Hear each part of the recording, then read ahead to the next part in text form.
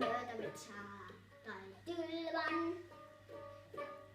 Tal on ajutaru, tasuta solvale, mütsi pole, tulm on tal.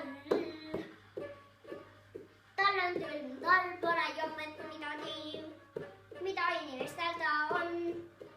Tal ei mahu need riided, tal ei mahu need seljad.